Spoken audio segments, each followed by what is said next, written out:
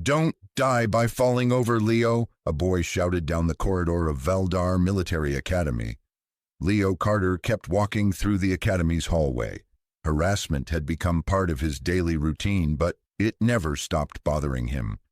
No matter how often it happened, he couldn't help but retaliate. He paused, pushing his glasses up his nose, glasses that had clearly seen better days. The arms were wrapped in tape, crooked and barely holding together. Turning around, Leo raised his middle finger. "I bet you don't even know how many fingers I'm holding up." The boy clenched his fists and charged forward. "You level one piece of trash. When are you going to realize you don't belong in this world?" He placed both hands together and a green orb of energy began forming between his palms. A few meters away from Leo, he thrust his hands forward, launching the glowing blast. Leo had nowhere to go. The beam was far too fast to dodge. All he could do was grit his teeth and prepare for the impact. The light struck him, lifting his body off the ground and slamming him into the corridor wall. "What's going on?" a nearby student asked. "Are they seriously fighting on the last day of school?" A crowd quickly gathered to watch the commotion. One girl ran toward the cracked wall, concerned for the student's safety. As the dust settled, Leo's slightly curled black hair became visible. When she recognized who it was, the girl stepped back instantly and walked away, like nothing had happened. Back with her friends, Leo could see them laughing at her. "I can't believe you tried to help him," one said mockingly. "I didn't see who it was," she replied, cheeks flushed red. Leo slowly got to his feet and picked up his glasses. One of the arms had come off again. Damn it, not again. It was the last day of school, and Leo had hoped, just once, that no one would bother him. He was tired of it all, and unlike others who endured silently, Leo wasn't one to back down. He had seen what happened to those who kept their heads down. It only made things worse. He didn't stick around like the other students who were busy exchanging tearful goodbyes and heartfelt laughter. That kind of connection had never been a part of his world, and he didn't care for it. When Leo finally got home, he got straight to work. He lived in a small, government-issued apartment, a single room with barely enough space for a bed and a desk. A TV screen was mounted to the wall, but Leo only used it as background noise. Since he had no living relatives and was just 16, the Ironhold Alliance had provided this space for him. On his bed sat a single suitcase with all his possessions neatly packed. He went straight to his desk and opened a drawer, pulling out a thick black book.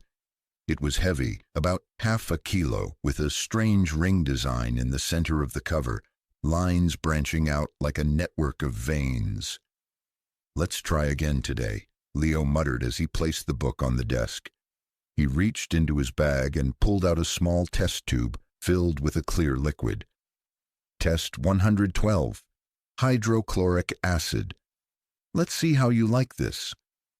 He slowly poured the liquid onto the book. So far, no reaction. Even after emptying the entire tube, the book remained unchanged. No burn, no damage. Leo inspected it closely. Just like every other time, it was unaffected. Another failure. Why won't you open? Why did Mom and Dad even have this thing? He had tried 112 different methods to open it. Burning, cutting, freezing, acid. Nothing worked. The book was indestructible. Exhausted, Leo lay on the bed and turned on the TV, not paying attention to the program. The noise helped him feel less alone. The news played. The peace treaty with the Veiled Ones has now lasted 5 years, but officials warn tensions are rising again. Another war may be looming. The news never stopped talking about war. 30 years ago, the Veiled Ones, an alien race, had appeared. They resembled humans, except for their scaled skin and dragon-like tails. They demanded Earth's resources and wanted to enslave humanity. Of course, humans fought back, but their weapons were useless. Bullets couldn't pierce their skin, and their airships dominated the skies. Every able-bodied person was called to arms, including Leo's parents. The war dragged on. Leo never even got to know what his parents looked like. Eventually, humans discovered their own power, individuals who awakened special abilities. With their help, humanity held the line and forced a ceasefire. But as usual, the powerful kept the knowledge to themselves. Only the rich could afford to learn advanced abilities while the rest got scraps.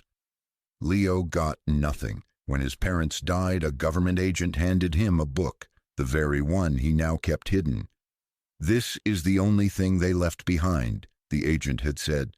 "Why is this world so unfair?" Leo stood and walked back to the desk.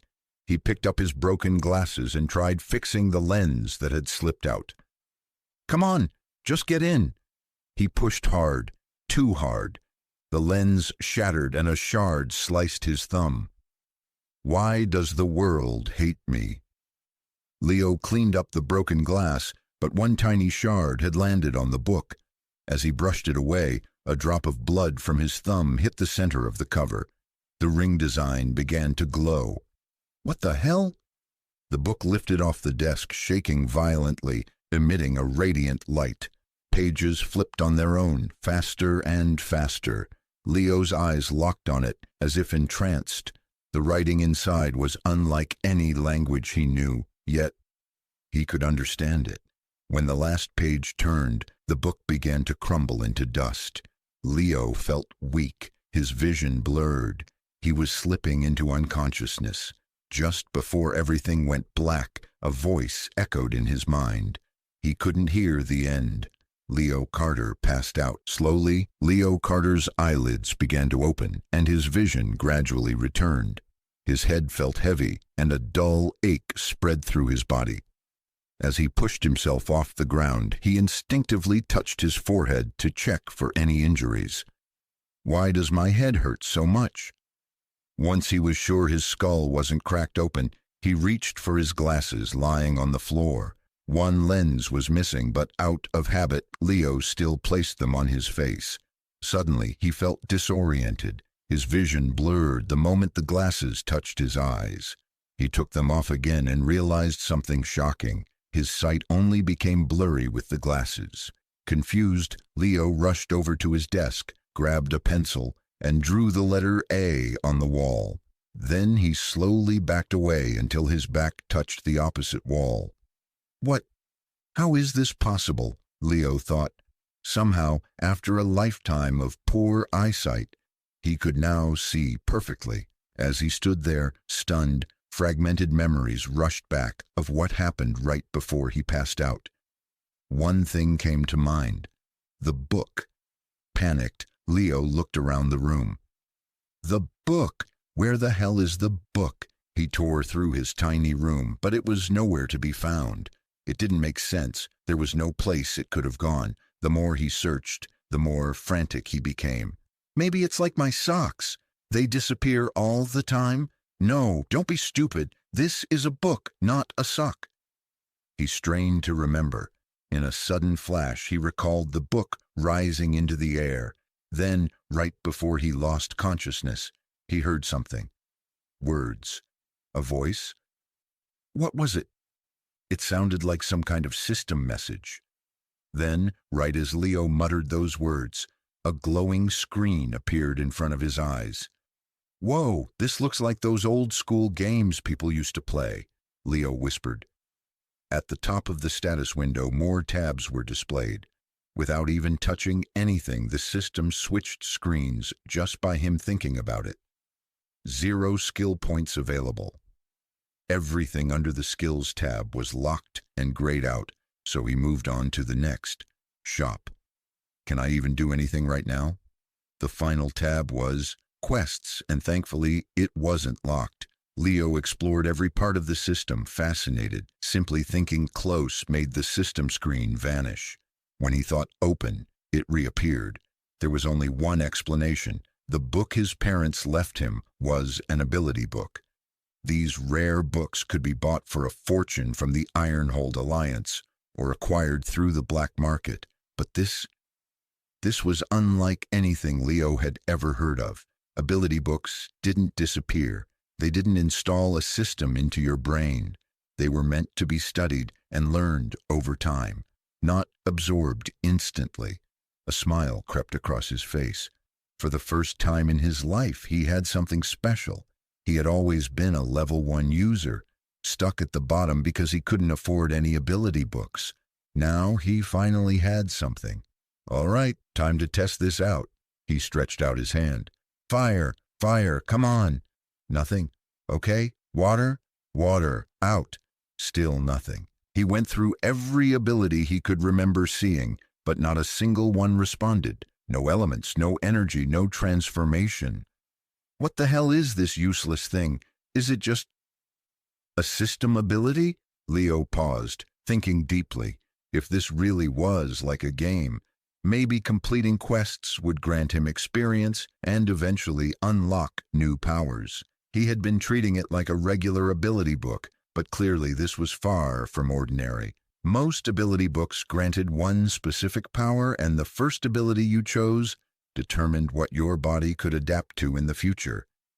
A transformation ability meant you were stuck with transformation powers. Same with fire, water, and the rest. Leo opened his mini fridge and pulled out water bottles. One by one, he chugged them down. Ugh, how much is 2 liters? My stomach's going to explode. After the 8th bottle, a new notification appeared. 5100 EXP. Well, at least the system works. Suddenly, a loud knock echoed through the room. Leo jumped and opened the door.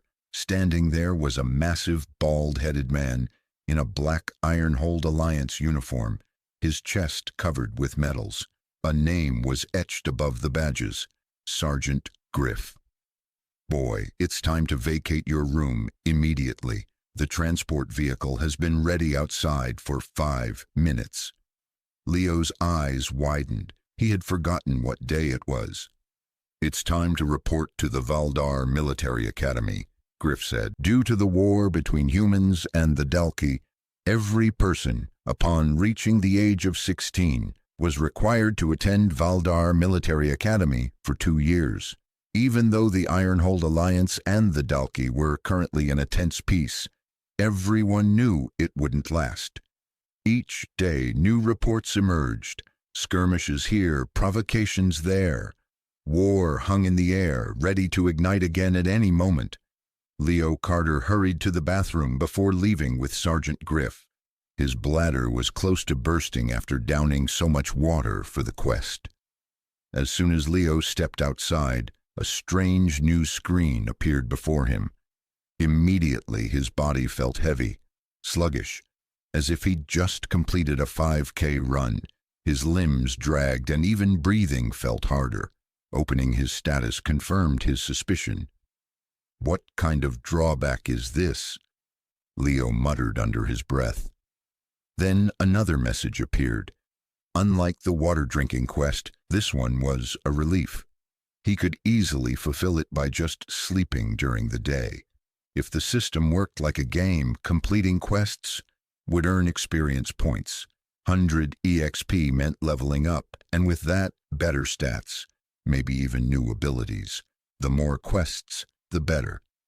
What are you doing walking so slowly? Sergeant Griff barked. Valdar will eat you alive if you keep dragging your feet like that. Leo snapped to attention and hurried toward the large bus parked in front of his house. When he climbed aboard, he found it packed with teens his age. He recognized none of them, students from other districts most likely. The only empty seat was near the front, so he took it. The moment Leo was no longer in direct sunlight, his body felt lighter. The sluggishness vanished and his full stats returned. Well, at least it's only direct sunlight, Leo thought. The other students were chatting excitedly until Sergeant Griff entered. The bus fell into immediate silence. Whenever someone dared to whisper, Griff's glare alone was enough to silence them. He didn't need to speak, they all understood. 10 minutes into the journey, another system message flashed before Leo's eyes. Leo blinked and looked around. Many of the students had already dozed off or were barely awake. His eyes grew heavy. Suddenly, heavy footsteps approached. Looking up, Leo found Sergeant Griff looming over him. "Well, well, looks like a few of you resisted the sleeping gas. I guess we'll just have to bag you." A black sack dropped over Leo's head. Darkness. The gas finally overcame him, and he drifted into unconsciousness. When Leo awoke, cold water splashed across his face. His eyes flew open to the sight of green grass and bright sky. Groaning, he sat up to see he wasn't alone. Around 200 students were scattered across a wide, open field, all groggy and confused. "This is where you'll spend the next 2 years of your life," came the familiar voice of Sergeant Griff. Leo stood, gazing around in awe. The place was like nothing he had ever seen. A hidden military city, bustling with advanced technology beyond the reach of the outside world. Everywhere he looked, people in military uniforms marched in precise formation. Giant machines moved heavy crates. Levitating trains zipped along tracks, suspended midair, and flying ships soared silently above. This was the true face of the Ironhold Alliance, a power hidden from the public. After the first war with the Dalki, humans had salvaged their tech, pushing military science decades ahead. But that progress was hoarded, sealed away from civilians. Then Leo noticed the device strapped to his wrist. It looked like a smartwatch but had no display, just a blank screen. "That on your wrist is your lifeline," Griff announced. "It identifies you as a cadet here at Valdar. It'll get you into your assigned quarters, access restricted areas, and serve as your currency for food and supplies." He paused. "But more importantly, it shows one thing when in standby mode: your power level." At those words, Leo's heart sank. He clenched his fists tightly. He had hoped things would change here, that the academy might offer a fresh start. But now he knew it would be just like back home. Strength was everything. "With that," Griff said with a grin, "we'll begin the power level test. Good luck." When abilities were first introduced to humanity, it didn't take long for people to realize some were far more powerful than others. This gave rise to the power level system, a structure used to measure ability strength, ranked from 1 to 8. Each level was further divided into decimals, 1.1, 1.2, all the way to 1.9, and so on. There were 2 ways for someone to acquire an ability. The first began during the war with the Dalki. Individuals began recording their abilities into ability books, manuals that detailed how to awaken specific powers. These were then sold to the public. Levels 1 to 5 were common and available to civilians, while levels 6 and above were hoarded by the Ironhold Alliance and massive corporations. The second method was far rarer. Some were known as originals, the first humans to awaken powers on their own. They often kept these abilities within their bloodline, passing them down generation to generation. These abilities were frequently too powerful to be rated and were hidden from public knowledge. Many believed they surpassed level 8 entirely. Because of these factors, Leo Carter had always been ranked level 1. He wasn't from a powerful family, he couldn't afford an ability book, and he certainly wasn't an original. When Leo had discovered the strange black book, he assumed it was an ability book of some kind. Now, for the first time in years, it seemed like he had truly obtained something, but this didn't feel like any known ability he'd ever heard of. He glanced down at his wristband, which now displayed his power level, 1.0. Looking around, Leo noticed that everyone's wristbands currently displayed the same reading, perhaps the numbers only updated after testing. Sergeant Griff stood at the front of the formation, calling names in groups of 5. Each group would then be teleported away to an unknown testing area. Leo had allowed himself a glimmer of hope that maybe this time would be different. Maybe he would finally move beyond level 1. But that flicker of hope was crushed when the system screen flashed before him once more. Leo had no idea whether his base stats, 10 strength, 10 agility, 10 stamina, were considered good. But judging by how sluggish he felt, they were definitely above average when unaffected. Now, though, he felt exhausted. His body was overheating, drenched in sweat. Thankfully, he'd hydrated earlier, or he would have collapsed from dehydration already. "Hey, are you okay?" someone asked, standing beside him. It was a tall student with slick blonde hair, hazel green eyes, a square jawline, and a calm yet confident presence.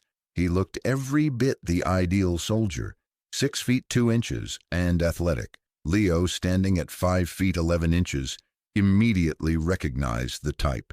At his old school, this was the kind of person Leo avoided, someone who drew attention, someone others admired.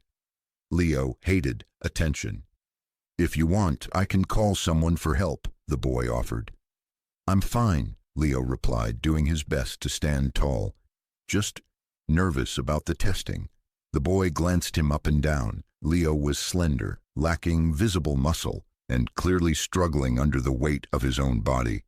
The other student assumed he was just another kid who'd been bullied in school, someone without an ability, hoping things would somehow be different here. "If you're worried," the boy said with a grin, "just come to me if anyone gives you trouble. I'm strong. I'll help you out." Leo wasn't used to this kind of energy, friendly, open, sincere. Normally, that kind of positivity irritated him, but there was something genuine about this boy. Leo found it hard to dislike him. "The name's Leo Darkwell," the boy said, extending a hand. Leo stared at it. It was the first time in his life someone had willingly treated him like an equal. He knew it wouldn't last.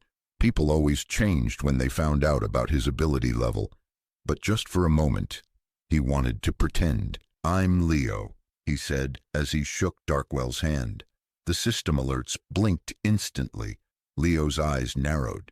At the exact moment of the handshake, the messages had appeared, and Darkwell hadn't let go yet. Leo instantly pulled his hand away. He realized the system had just blocked an ability activation. Darkwell had attempted to use his power on him. Leo glanced up, catching a puzzled expression on Darkwell's face.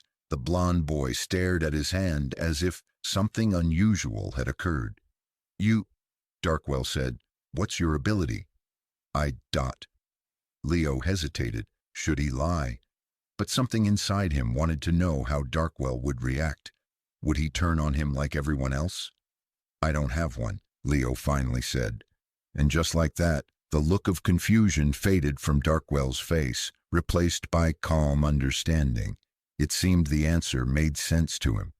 Before either of them could speak again, Sergeant Griff called out, "Students Leo Carter, Leo Darkwell, Aiden Rocks, Mara Nevin, and Sarah Vallon, report to the front for your power assessment." Once the 5 students heard their names called, they began making their way to the front where Sergeant Griff stood waiting. Aside from Leo Carter and Leo Darkwell, the group included another boy named Aiden Rocks. Aiden looked more nervous than anyone else.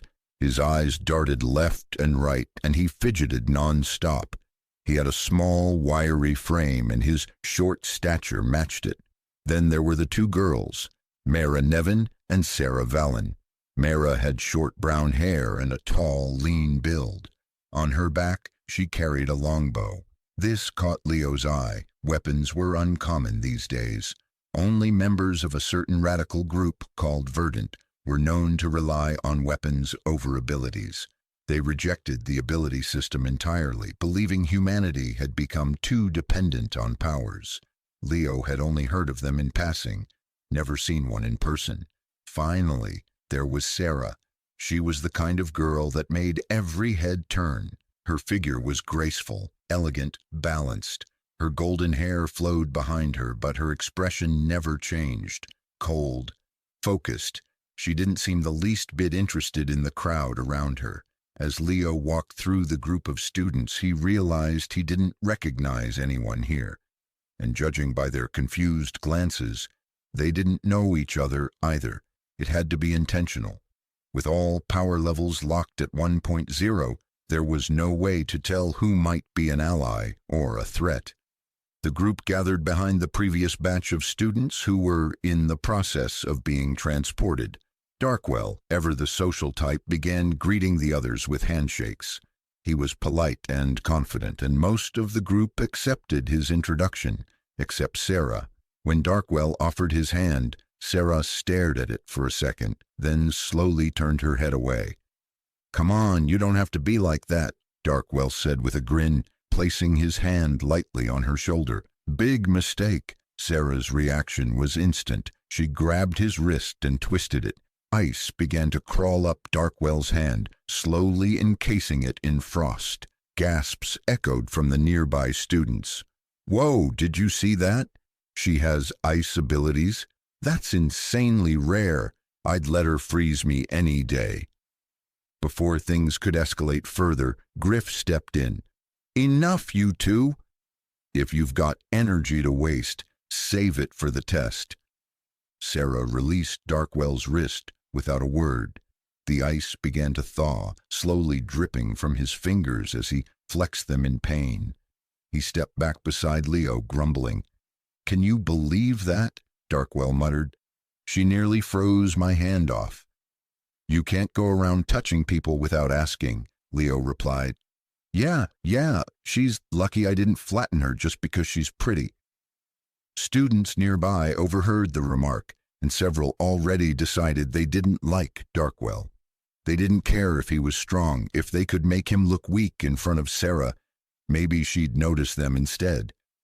Leo noticed the shift in mood and instinctively took a step away from Darkwell, hoping no one would mistake them for friends. Soon the group was called forward and instructed to stand in a designated area.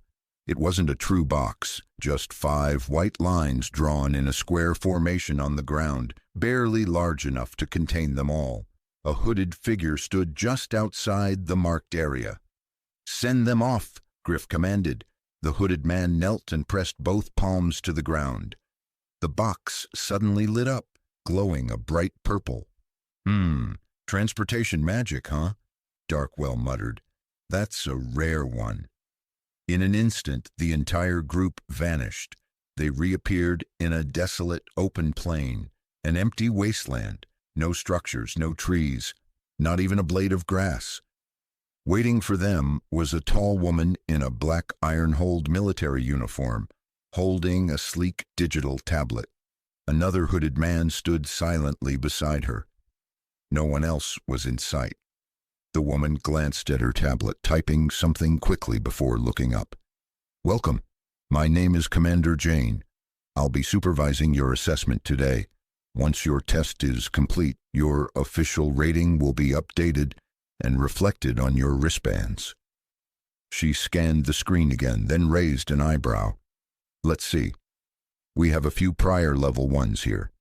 Her tone was curious but neutral. "Aiden Rocks, please step forward." Aiden nervously stumbled ahead. His hands trembled and his face was ghostly pale. Compared to him, Leo looked like a seasoned warrior. "State your ability," Jane asked.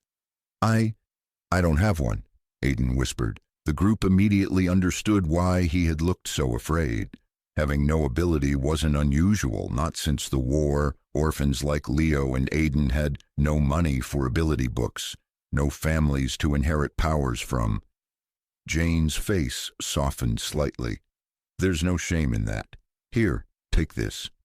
The hooded man summoned a book from thin air. Jane handed it to Aiden. "Seriously? For free?"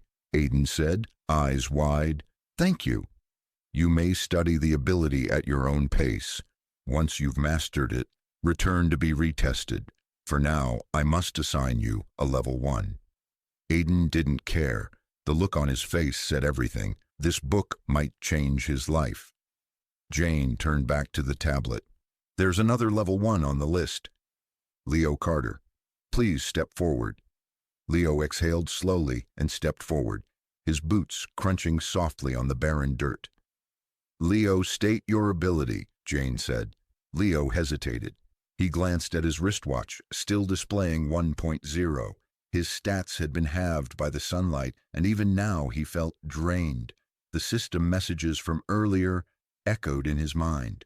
Should he lie, tell them he didn't know, or tell them the truth and risk everything? Leo thought the whole thing was ridiculous. It was obvious to him that Commander Jane already had access to his school records. She knew he'd never had an ability before. This was all just a performance, an act. But Leo was stuck on a decision he hadn't fully resolved until now. Before arriving at Ironhold, Leo had done his research. The military had a standard policy. If a student entered without an ability, they were issued a basic Earth-class ability book. It was always the same. The Earth element was chosen not for its power, but for its practicality and strategic leverage. By giving out that book, the military created a sense of indebtedness. They also retained control. Most advanced Earth-based ability books were monopolized by Ironhold. If you ever wanted to grow stronger, you had to stay loyal. Leo had once thought it was a decent deal. The Earth ability wasn't flashy, but it had real-world value, especially in construction and civil projects.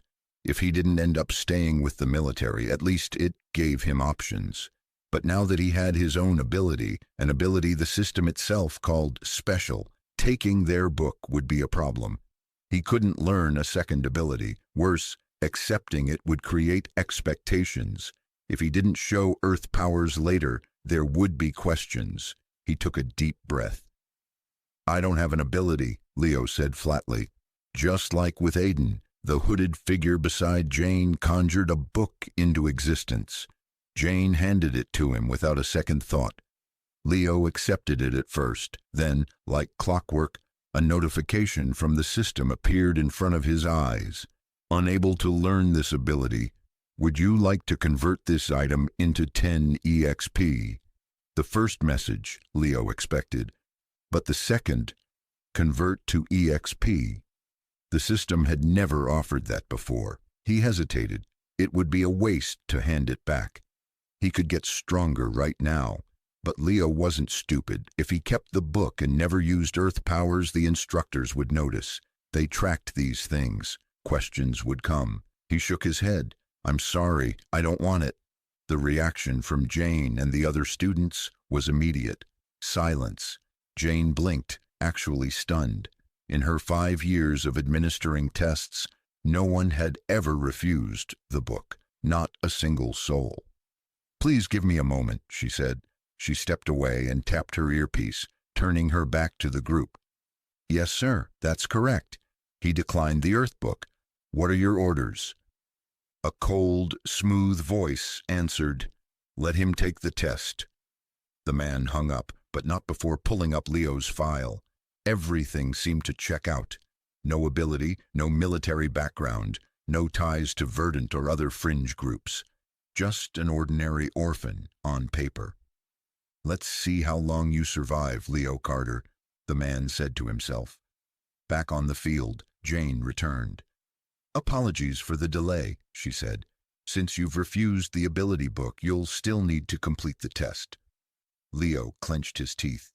The whole thing felt like a setup. If they truly believed he had no power, the results were obvious. Why make him take the test? "They want to break me," he thought.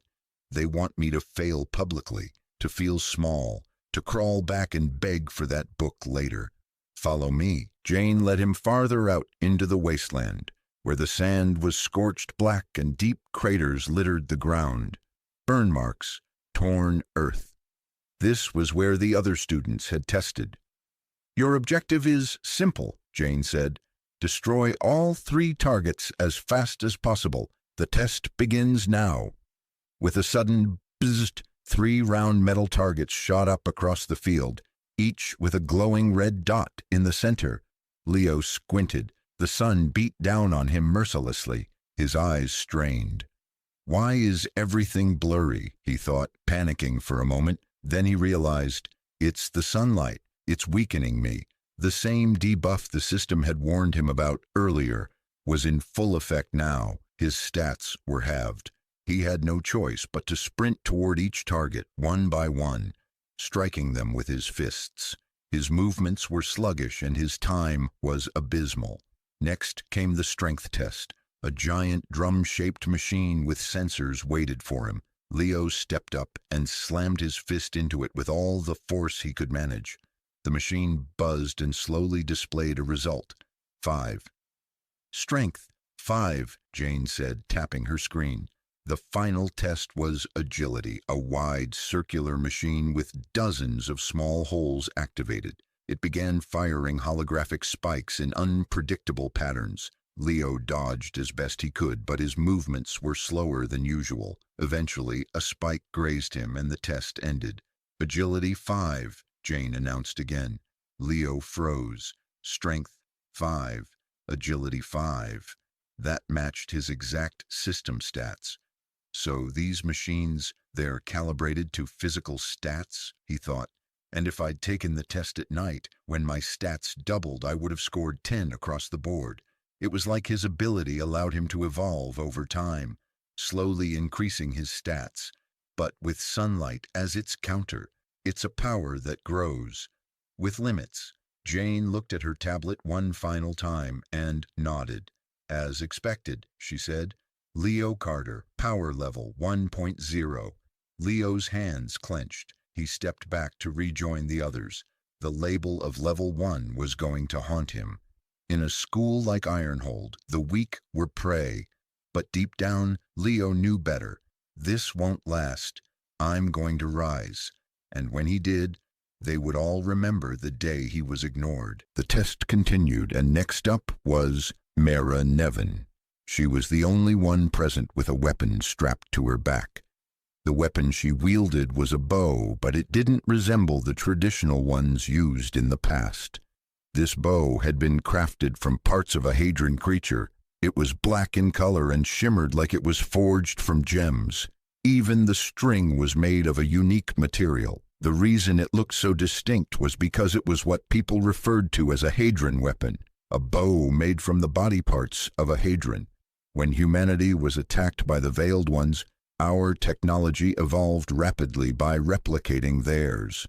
Through this, humans discovered how to travel to other planets, using portal systems. These planets often held creatures of various strength levels. The stronger the Hadron, the more powerful a weapon it could produce. This was the first time Leo Carter had ever seen a Hadron weapon. No one in his old school had anything like it. It was strange to see someone so young, who likely had never even left their homeworld, possess such a rare weapon. Mara stood in the center of the field, waiting for the test to begin. Unlike during Leo's turn, they waited until she was fully ready before starting. Leo could already tell the difference in treatment. Once the test began, 5 targets appeared across different areas of the wasteland. Mara immediately drew 5 arrows, placed them into her bow, and fired them all at once in a single arc. The arrows shot out with immense speed and force, but then suddenly each arrow split off and veered in its own direction, each one targeting a different objective.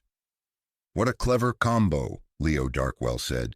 "She has the ability of telekinesis, but it's weak on its own, so instead, she uses it with her bow to guide the arrows."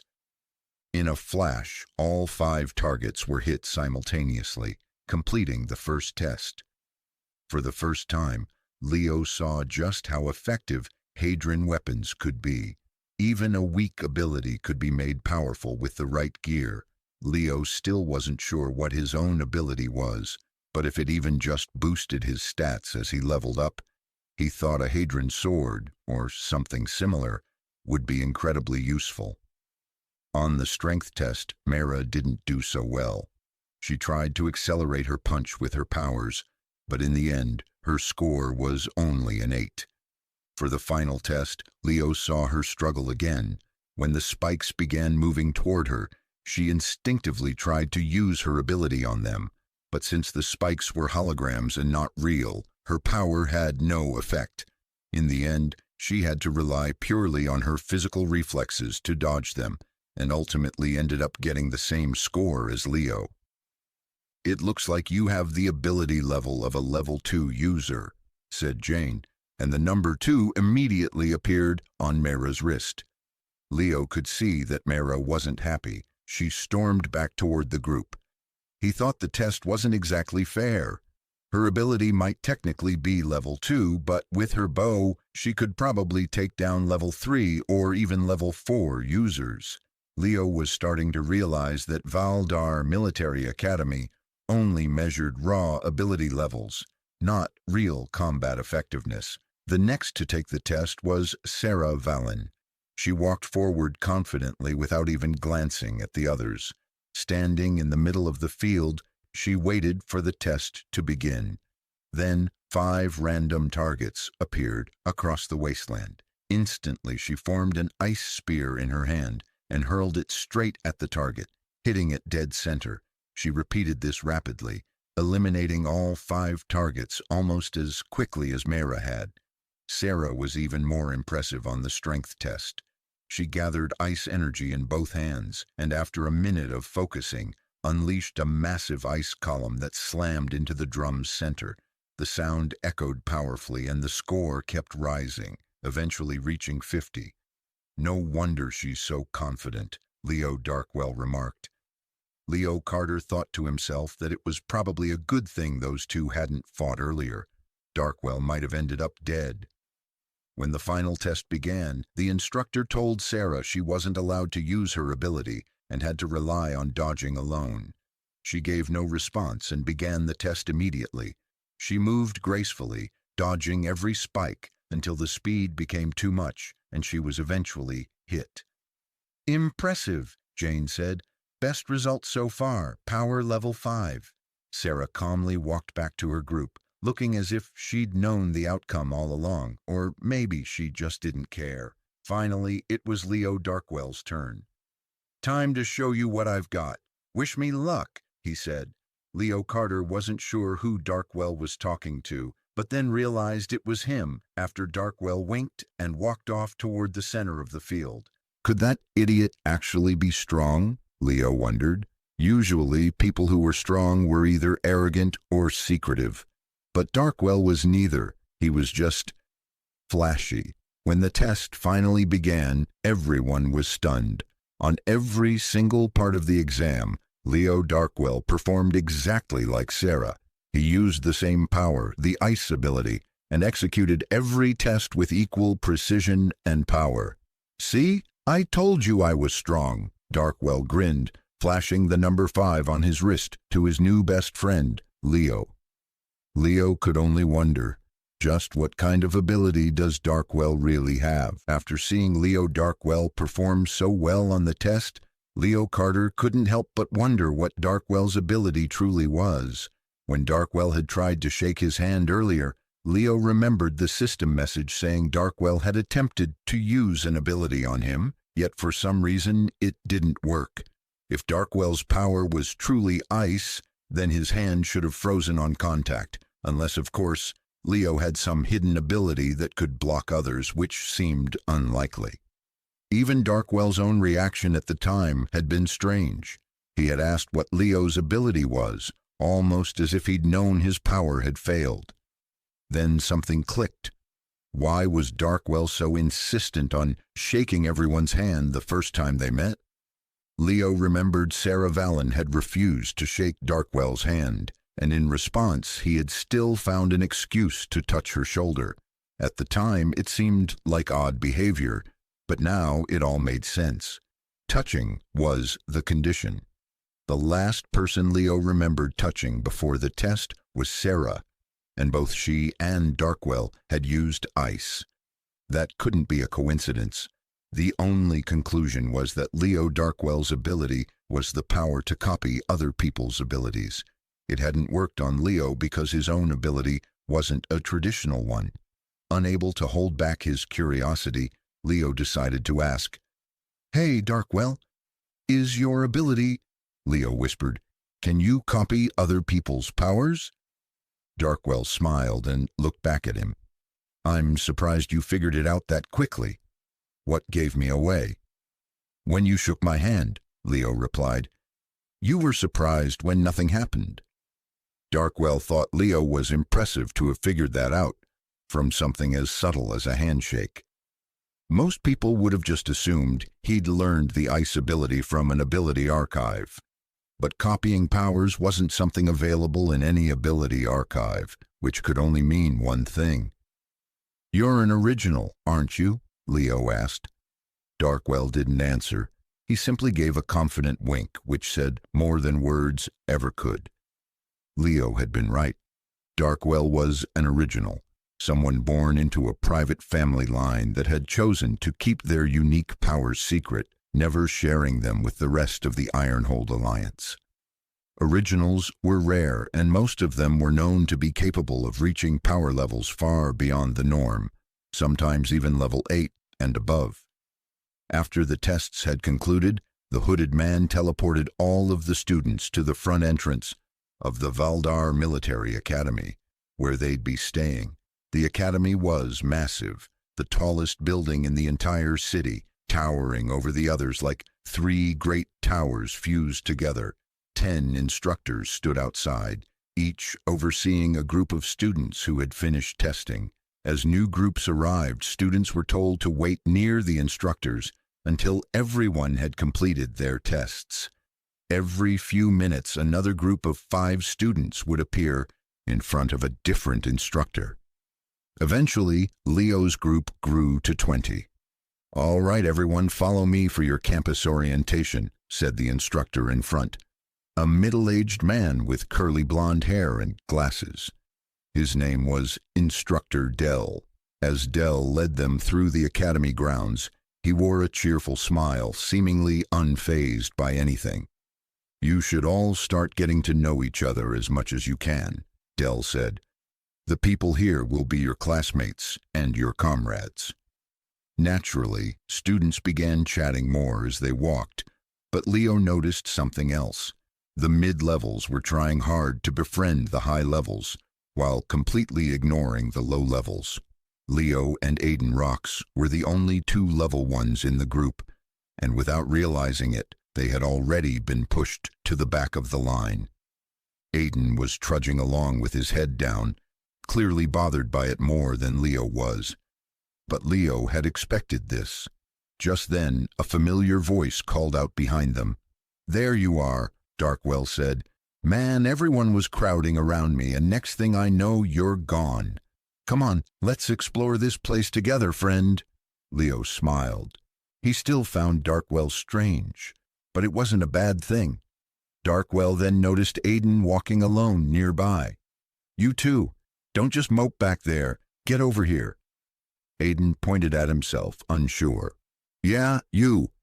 "Who else would I be talking to?" Darkwell replied.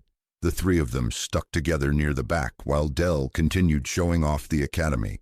They saw the combat arena, which had the same testing equipment used in the wastelands, along with several square fighting platforms. They were also shown classrooms, combat training rooms, sports halls, and more.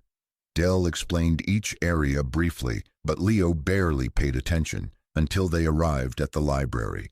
"The library is divided into 3 floors, Dell said. "First-year students can only access the first floor, second years can go up to the second, and the third is restricted to Ironhold military personnel only." Now Leo was paying attention. This library had books unavailable to the public, ones that might finally explain what his ability was. He just hoped he wouldn't need clearance beyond the first floor. The tour came to an end outside the student dormitory. "This is where you'll be staying. Drop off your things and then feel free to explore. There are no lessons today, so you've got the rest of the afternoon to settle in." Each student was handed a piece of paper with a room number. From the corner of his eye, Leo saw Darkwell approaching. "Hey, Leo, what room number did you get?" 23. "No way, same here. Maybe it's fate bringing us together," Darkwell said with a grin. "Maybe," Leo replied, a little amused. Meanwhile, further down the hall, 2 other students were having a quiet conversation. "Dude, what happened to your face?" one asked. "I don't know, man. Some guy sucker punched me and switched our room numbers." "Want to get it back?" Nah, I gotta look at his wrist before he left. He's a level 5. Best we just forget it. After Leo Carter finished unpacking, he was free to do whatever he wanted for the rest of the day. It was still noon, so he had plenty of time to explore Valdar Military Academy and do as he pleased. Leo was currently sharing his room with 2 people, and to his surprise, he knew both of them. One of them was Leo Darkwell, and the other was Aiden Rox. The room had 3 single beds, each spaced out from one another, but aside from that, it was fairly empty. Students were expected to spend most of their time studying or training their abilities. There wasn't really any time for pleasure. "What do you guys want to do then?" Leo Darkwell asked. "I'm still unpacking. You 2 don't have to wait for me. Do whatever you want," Aiden replied. Aiden had opened up a little to the 2 of them. At first, he was incredibly shy and barely said a word, but slowly he seemed to be coming out of his shell, especially around Leo. Aiden likely felt more comfortable knowing Leo was also a level 1 ability user like him. "I was thinking of heading to the library," Leo Carter said, "though it might be too boring for you." "Boring? I can make anything fun. Besides, I haven't read a book in—" Leo Darkwell paused. "I can't even remember the last time I read a book." The 3 of them laughed, and then Leo Carter and Leo Darkwell decided to head to the library together. When they arrived, the first floor was already busy with students. Leo noticed several round tables spread out with students sitting at them, and in the center of each table was a glowing orb. "Ah, you're probably wondering what that orb thing is, huh?" Leo Darkwell said. "Looks like they don't have those in public schools. If you touch the orb, it creates a sound barrier. Inside it, only the people you've invited can hear each other. That way, people can talk freely without disturbing everyone else." Technology has really come a long way. The 2 chose a table with a couple of other students sitting across from them. Just as Leo Darkwell had explained, Leo Carter could see the 2 students talking but couldn't hear a single word. The orb's range seemed to cover only the table. Once you left, things returned to normal.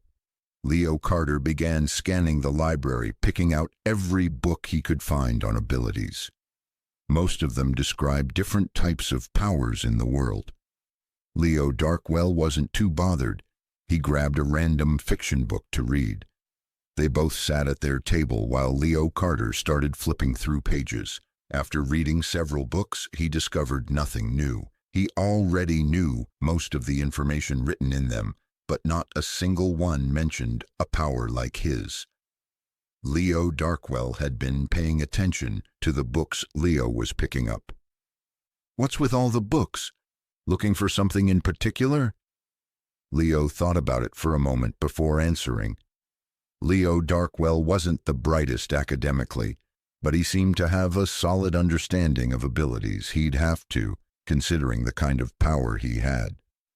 "I'm trying to figure out what ability I should choose, since I turned down the Academy's offer." "Oh, right, I forgot about that. I thought you might have been one of those pure-type people who hate abilities, but turns out you just didn't want to be a lapdog for the military," Leo Darkwell said. "So is there something specific you're looking for?" "Not really, I have no idea, but one book mentioned something strange. Have you ever heard of an ability that weakens in sunlight?" Leo Darkwell burst out laughing.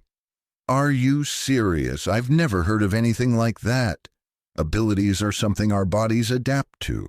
Sure, some people have limits, can't learn high-level skills, or are less efficient, but getting weaker in the sun? What are you, a vampire or something?"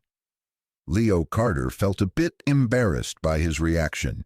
Of course, he knew this was the kind of response he'd get, but it was true. Whenever he stood under direct sunlight, all of his stats were halved. Leo continued wandering the library, hoping to find something more.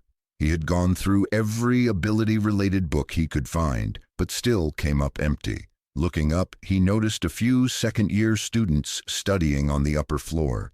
Maybe there's something up there. But what would the Academy do to me if I broke the rules? Leo wondered. As he wandered into the fiction section, something caught his eye. A book titled The Truth About Vampires. Leo pulled the book off the shelf and gave it a glance. Vampires were creatures of myths and fairy tales. Even after people started gaining powers, no one had ever come forward claiming to be one. Still, Leo couldn't resist and started reading.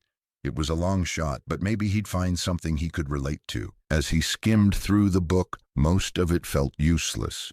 Many traits attributed to vampires didn't apply to him.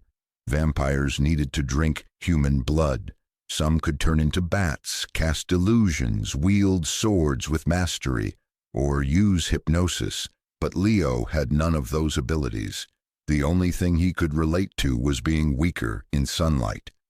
Eventually, Leo closed the book. It didn't seem like the first floor of the library held the answers he was looking for, but the moment he closed the book, a familiar sound echoed in his mind. Ding, 10 EXP received. 15 out of 100 EXP. It couldn't be. Could it? Leo Carter stared long and hard at the message, rereading it several times. It couldn't be. Did I really gain EXP from reading that fantasy book? He immediately had to test it again. After reading several books on abilities earlier, none of them had triggered a response from the system, but this one had. Without hesitation, Leo picked up another fantasy novel, this time about dragons, titled Reincarnated into a Human. He skimmed through it the same way as before, focusing on key sections, then closed the book. Nothing happened. No message, no EXP, just silence, as expected. To test further, Leo picked up a second book, this one also about vampires, and repeated the process. Again, no response from the system. After going through them all, Leo began forming a theory. Maybe the system hadn't responded directly to that one book. Maybe it had awarded him EXP for acquiring enough general knowledge about abilities over time, and the message had just been delayed. It couldn't actually be tied to vampires, right? He didn't want to believe it. Once Leo finished checking everything out at the library, he noticed that Leo Darkwell had left the table and wasn't anywhere in sight. Must have gotten bored and gone off somewhere. Leo glanced outside and saw that the sun was beginning to set. He'd been in the library for 6 hours straight. Time had flown by.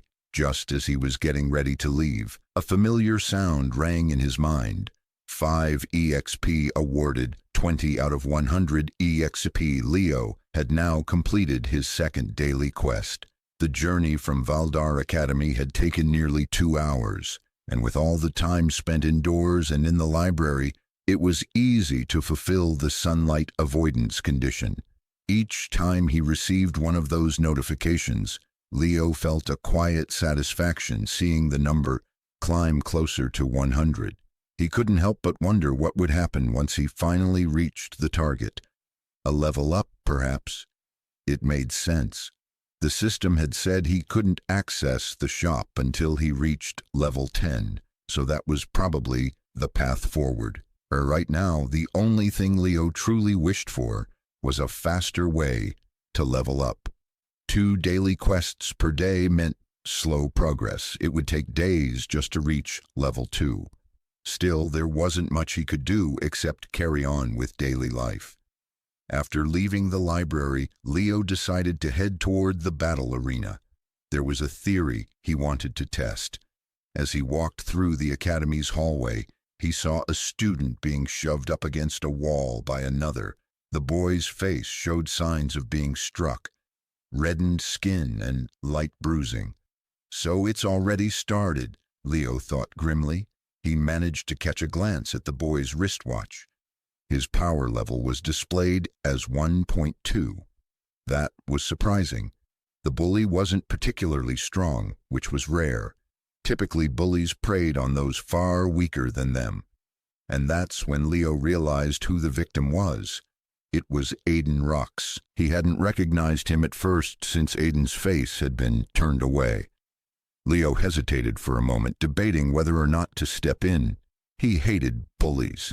They had made his life hell growing up. It looked like this school wasn't going to be any different. But maybe, just maybe, this was also an opportunity. A test, a fight. The student had a power level of 1.2, not far above Leo's own. This might be the perfect test subject. The bully raised his fist again, ready to land another blow.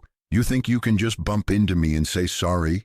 the student shouted, swinging his arm forward.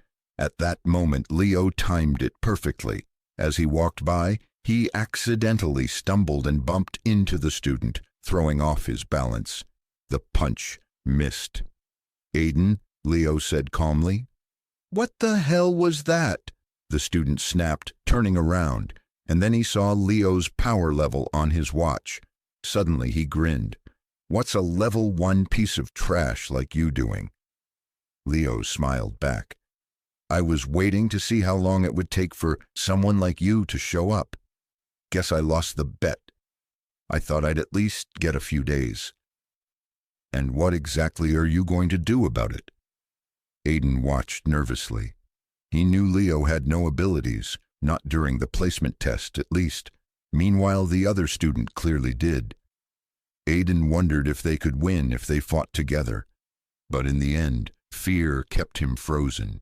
He'd been hurt his whole life. Hurt people hurt others. That was the way of the world now. Those at the top preyed on the weak, and the weak turned on the even weaker.